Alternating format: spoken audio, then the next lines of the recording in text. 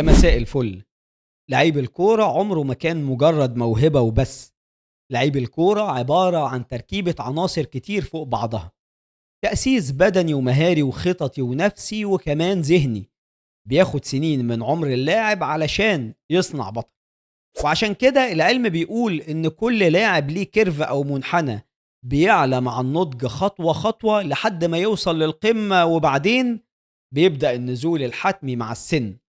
التغيرات البدنية بتفرض كلمتها، مع إن المخ بيكون لسه محتفظ بذكائه الكروي الحاد اللي بيبعت الإشارات والأوامر، لكن للأسف الجسم بيعجز عن الاستجابة والتنفيذ بنفس الكفاءة.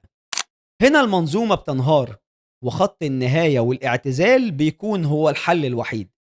دي قواعد الفيزياء والطبيعة اللي بتمشي على الكل، لحد ما جه ليونيل ميسي في مونديال 2026 وقرر ينسف لنا النظريات دي كلها من جذورها.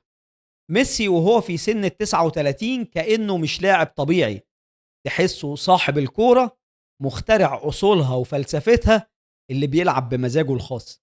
راجل قرر ما يحترمش عقولنا ويظهر لنا بنسخة لا بتشيب ولا بتعجز ولا بتعترف بعوامل الزمن.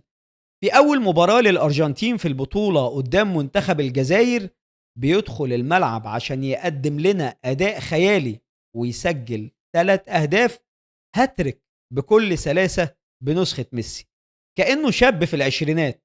في ال90 دقيقة دي ميسي مسك كل النظريات العلمية البحتة ونسفها عشان يثبت للعالم كله إن العلم وقوانين الطبيعة بتمشي على كل البشر، بس لما نوصل عند ميسي الطبيعة نفسها بتقف تتفرج.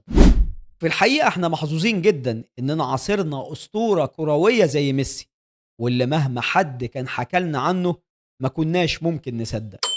وأمانة عليك يا ليل طول، وهات لنا ميسي من الأول. سلام.